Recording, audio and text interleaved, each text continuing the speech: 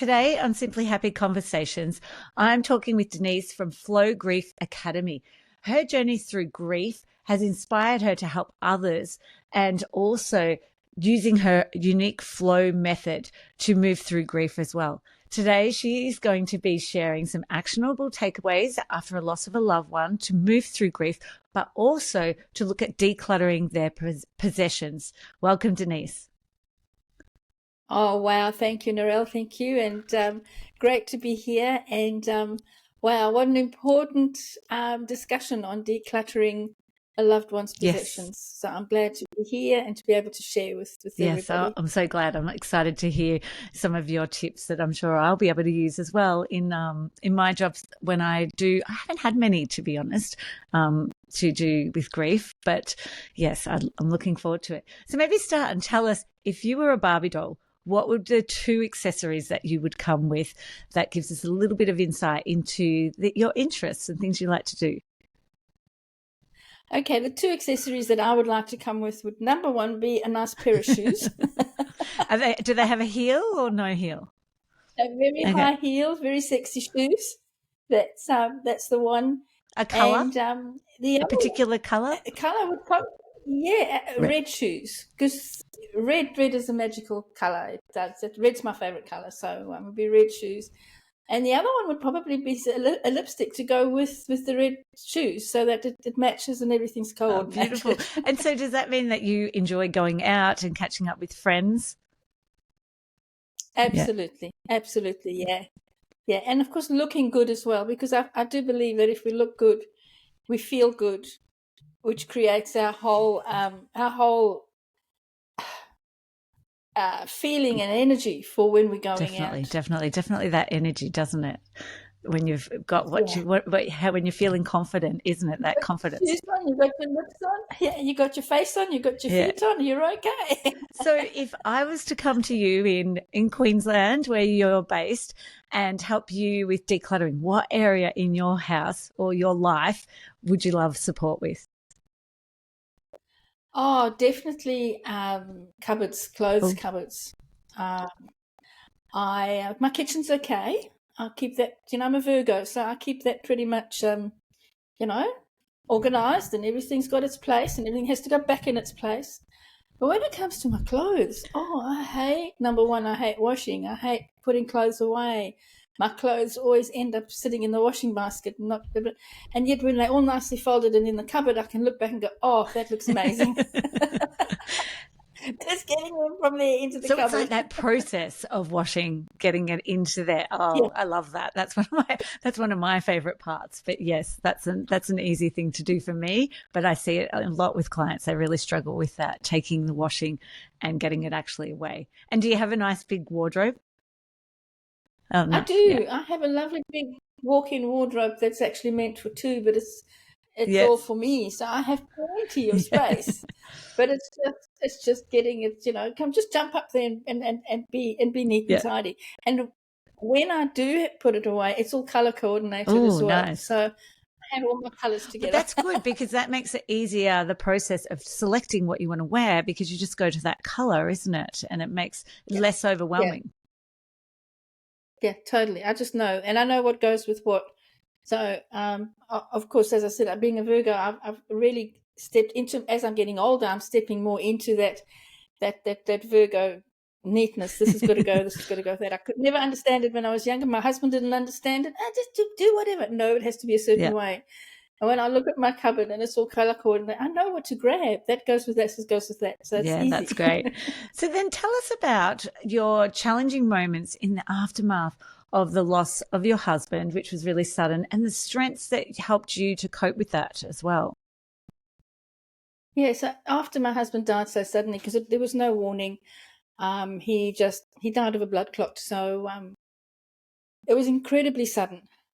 And after I started trying to pick myself up, I went for therapy. I read books. I joined groups. I did everything everybody was telling me to do. And I basically wiped myself out with a bottle, or actually a box of wine one night.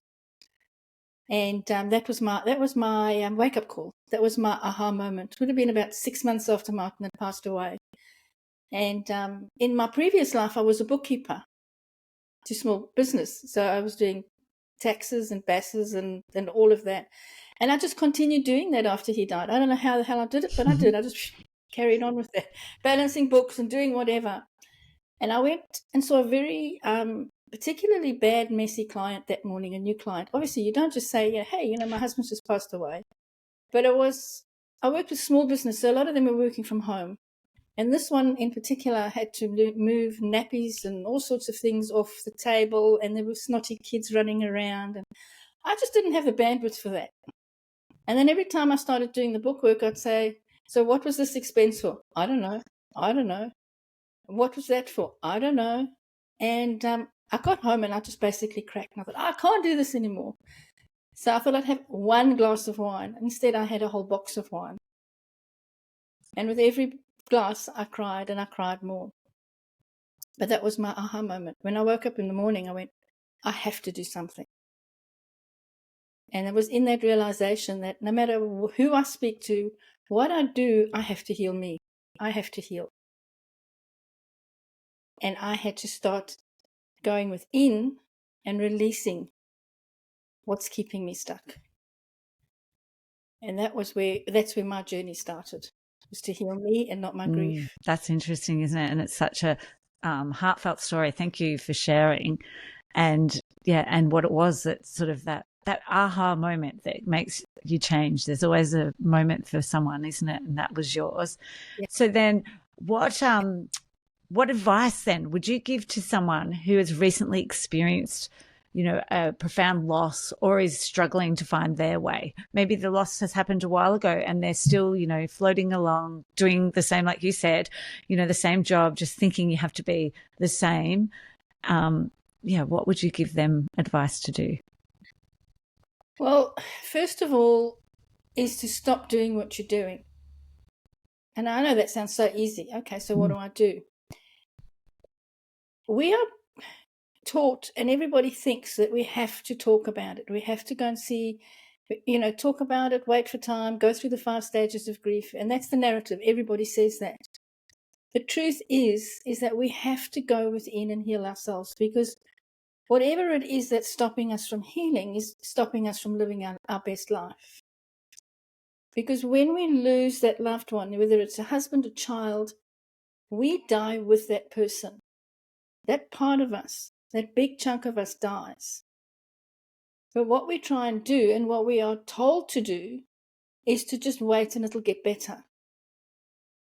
But what we have to do is draw a line in the sand and start reimagining our new life. Who am I now? What do I want from my life? These are all questions to ask yourself. It was the first thing I woke up in the morning and I thought, I'm 51. I don't even know who I am. Who am I? Who am I now? So it's a journey of self-discovery. Yeah, that sounds, And I'm sure that there's people out there listening who are like, oh, this is maybe the wake-up call for them. That's like, right, okay, Denise has given us some advice that I need to take on board and just stop and have a look. I think that's great advice, Denise, about looking around you and seeing what is it that you really want to change and looking at yourself and who are you. So some great questions, which I'm sure through your work, you share those questions through that process that helps people to navigate what they need and what they want to get out of the grief process and moving on and being able to move on. Yeah. So what about misconceptions? What misconceptions do people do around grieving and healing? Like, I think you've touched just a little bit on there, but there's I'm sure there's more. The biggest one is to wait for time. Time heals all. That's the biggest one. If people can just stop for a minute and think, we pass through time. Time's going to come. Time's going to go. And, I was speaking to a lady this morning, a beautiful widow that's lost her husband 17 years ago. And she's still crying. She's become a shopaholic. And that's to numb her pain. So, the misconception is to wait for time. All that does is makes it worse. The next one is to try and navigate the 5 stages of grief. There are no stages in grief. You can't go through, okay, so tick a box. I've gone through that stage. Tick another box, because the pain, the grief pain, comes in waves. And you can be out shopping, you can be anywhere, and suddenly, whoo, it hits you. Where did that come from? We can't logically think through grief. We have to feel it. It has to come from the heart. Another one is, just keep yourself busy. Yeah. Just keep busy. What are you doing today? Look, let's go for lunch. Let's go to the movies. Let's repaint the house. Let's get stuck into craft if that's your thing.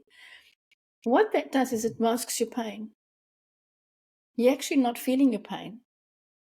Because there comes a time when you're not busy. Then what? Yeah, you feel the pain again then, don't you? Yeah. All over. And it's worse. And it's worse because now you, for that period of time, and that could be years.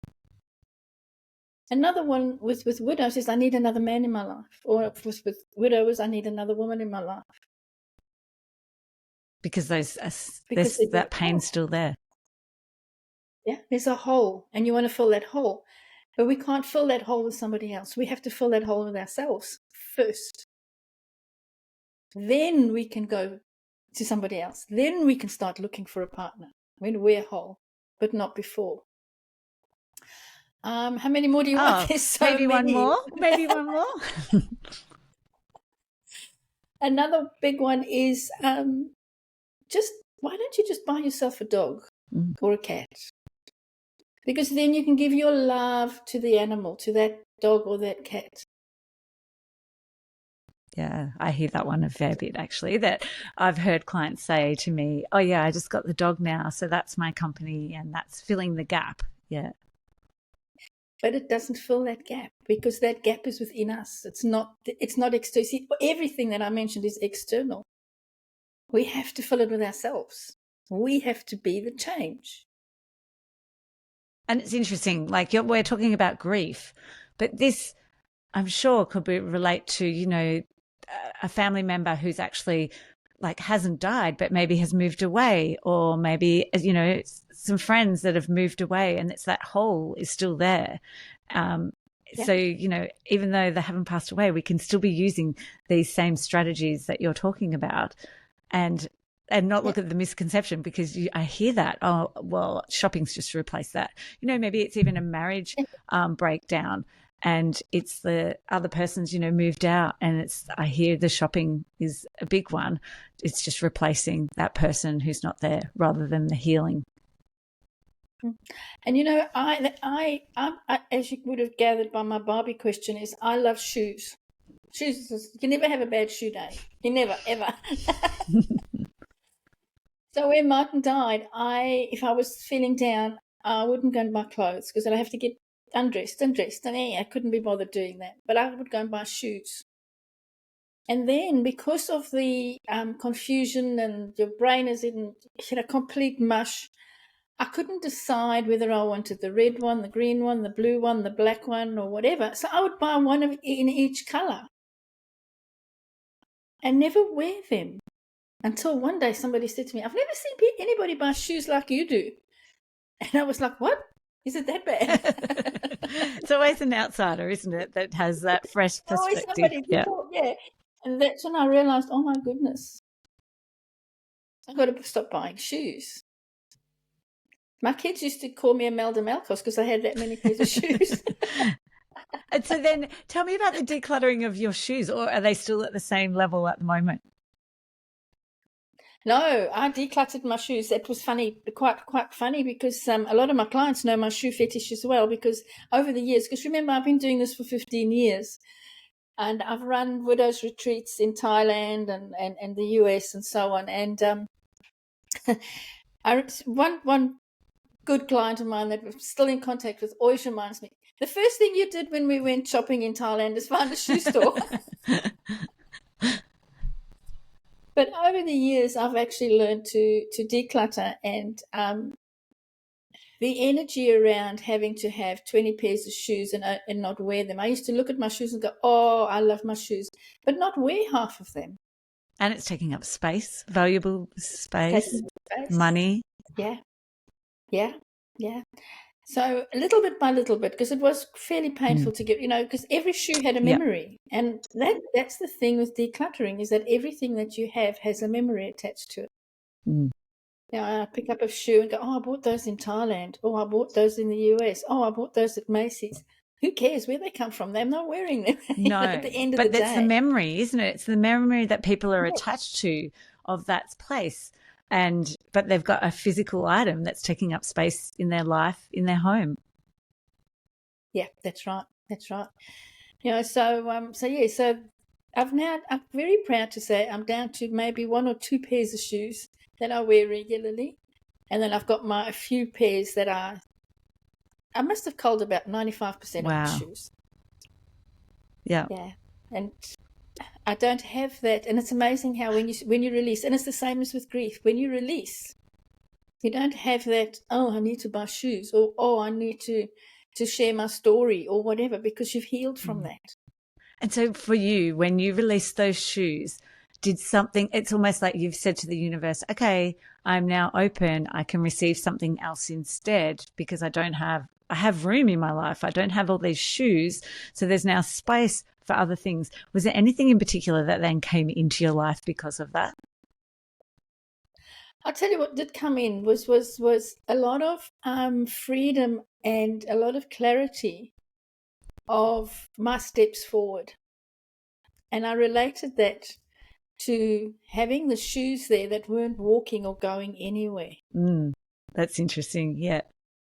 I sort of sat there one day and I went, gee, I've got all this stuff happening and I'm so busy and I've, got stuff. And then I went, I've decluttered my shoes that weren't going anywhere. Now I've got 1 or 2 pairs that I wear all the time, and they're always busy going somewhere.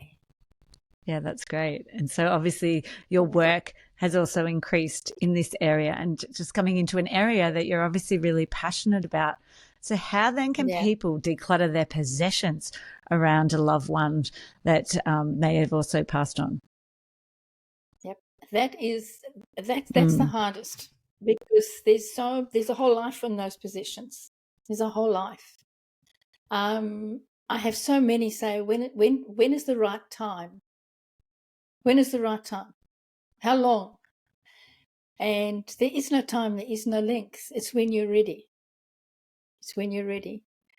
And how do you know when you're ready? Is when you actually go, okay, it's time now for me to start being able to even handle those clothes, handle those possessions. It's as basic as that. Look at those possessions without crying. And it really doesn't matter how long it takes. What I did with Martin's stuff is because it was all hanging in the cupboard. So you imagine you have a husband one day and you don't the next day, but you've got all his clothes hanging in the cupboard still. So the first thing I did was I moved them into a spare bedroom, hung them up in the spare bedroom. That was the first move. So I didn't have to see them hanging there. I just wanted them out of my sight. I didn't want to be reminded every day that he wasn't coming home to wear those clothes. Moved them over to the spare bedroom, and then from there I put them into plastic containers. Still didn't get rid of anything. This was like 6 months later. Still, then okay, I need to now just start packing them away. But to actually put them into the plastic containers, it was like, okay, with everything you touch, there's a memory. Oh, he wore that here. Oh, he wore that there. And it's so cathartic to actually let go and cry. Cry. Be a blubbering mess. It's okay. Don't try and hold back. That's part of the feeling. That's part of my flow method. Is feel whatever emotions are coming up for you, because there will be mixed emotions. There'll be funny emotions. There'll be sad emotions. There'll be angry emotions. But allow yourself to have those emotions while you're doing that. And for some people, I'm sure it's nice to have someone else there even to share that. Other people, it might be on their own. Entirely up to you. Entirely up to you. My final declutter, I had my daughter and my son with me, my kids with me. I've got 3 kids. And I said, right, we're going to go through. You take what you want of Dad's. And we had so much fun that afternoon, because we laughed, we cried, we got angry together. We remember when Dad did this, and I remember Dad wearing, so see it from a living perspective, not a death final perspective. And pass it on to whoever you want to pass it on to. I don't know if you remember when, I think it was Samoa or one of those countries had massive earthquakes and floods. Yep. They were looking for men's clothing, and a friend of mine said to me, "Oh, I've got a whole lot of Maori friends from New Zealand that are collecting and putting together a container of men's clothing. Do you have any?" And I said, "Yep, I've got Martin's clothes." So for me, that was cathartic for me, because I knew they were going to a good cause. But for somebody, it could be something totally different. Yeah. It's really your memories, their memories. But remember too, the biggest takeaway is that thing, that item, is not who they are. Yeah, it's a memory, isn't it? Yeah. Yeah. Yeah. Yeah. Yeah. And I find when I work with clients, when they can share those memories of things, of that person and that item, once they've shared it, some of them will go, okay, and now it can go. So it's that process of sharing the story is all they needed to do. And then they're like, I don't need that item anymore. And looking at the ones that actually have really strong meaning that they'd like to display or have in the home for that constant memory. But the rest, once they've shared it, they're happy to say, okay, someone else, like you were saying with the clothes, and also looking at, especially if there's a particular place that might benefit from the items as well, seems to be a really big driver for people to then let go of those items. So what my daughter did, that's brought up another thing, what my daughter did with his favourite shirts, she made cushions out of them, scatter cushions. Oh, that's gorgeous. Out of each shirt. And she still got them. She asked me if I wanted one. I said no, because he wasn't a scatter cushion shirt in my memory, So, yeah. But for her, she still got Dad's shirts as scatter cushions. And that's important to honor too, is everybody grieves differently. Everybody declutters differently. Mm. And part of the grieving process is decluttering. It's decluttering the memories. It's decluttering the life that you had together and releasing and letting it go. Yeah. But keeping those memories somehow for yourself, but you don't need all of the items, do you? We always keep the memories. Yeah. I love listening to people that have a fire in their house and they go, I lost all my photos. What's the first thing you would grab are your photos? And I go, why? Because the photo isn't just a photo. Yes, you can think back to that moment in time, but your memories are here. They're in your head. They're in your heart. They're in your body. They're in your being. You don't need a photo to remind you of that person. Yeah. I don't have any photos up anywhere of Martin. My daughter, on the other hand, has got a massive big picture that she's blown up of her dad. And every time I go and visit her, I go, oh, okay. Yeah. And it is, isn't it? That really demonstrates how each of us are individual and need different things to treasure. Or maybe it's nothing. Maybe it is just the physical, the memory that you have. It's nothing actual physical that you need to have for that person. Yeah. I know for myself, my grandma, I have a tea set, and so I always get it out on Mother's Day and my birthday and any other special occasion, and even the kids will go and get it out because I want to be able to use it and see it. I don't want it packed away where we're never going to see it. And it's really lovely because I'm able to share memories of her when I was a kid and when I was even a young adult, and one of my children was alive when she was, and it's able to share sort of that when you were a baby, she was here, and this is some of the things that she used to do with you. And yeah, it's a great thing to trigger the memories, I find, with that one physical thing. But I didn't need anything else. That one thing for me is all I need to help remember her. Mm-hmm. And it's funny you say that. I've still got a plastic tub I found the other day of knitted and crocheted clothes that my mother made for me when I was very much younger, because my mother has passed away. But it's something that I can't let go of that tub because it's handmade with love from my mother. Yeah. And I keep thinking, I really should declutter, but My mother's been dead since 1990. So for a long time. But it's still that, oh, my mum made this for me. And then I will take it out and I'll say, look, Granny made this. Look how clever Granny was. So it's still sharing and keeping that part of her alive. Yeah, definitely. Her skill, obviously, as well. Like, because you don't see that all the time now, do you? No, you don't. No. And even like, I don't know, I love that working with clients is trying to find ways to actually display the item or use the item so that they can continually talk about it rather than it hidden away in a box, in a garage or the top of a cupboard where no one's getting to see it. And and it's not that sharing of the memories. Absolutely. You know, I look around in my lounge and I've got, my mother loved David, the statue of David. I've got her statue of David standing there. And then coming from South Africa originally, I've got a wire motorbike that was made by the Africans that was a gift to Martin, my husband, and they both stand next to each other. And they both passed away now. But it's like David's there and that's there. And when people ask or whatever, they go, oh no, that was Martin's, that was my mother. It's just that memory. They're there, their presence is still there, but it's not a sadness. I don't look at it with sadness. And it's that trigger for you to share those memories with people who come in and see them, which is lovely. Yeah. Because I think that's the biggest thing, is to keep the memories alive, but to keep them alive from within. Yeah.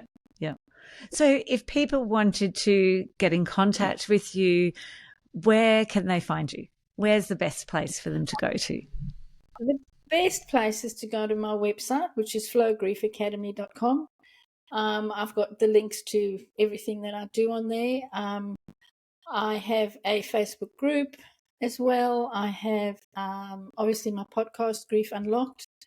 I also have an inner circle, which is a monthly membership for people that want to heal themselves. I've got my program. I've got so much, but it's all on my website. So the website is really the best place. There's also a link on there if you want to talk to me, so you can book a call on my calendar. So Oh, Denise, thank you so much, and I will definitely put that in the show notes so people to connect with you.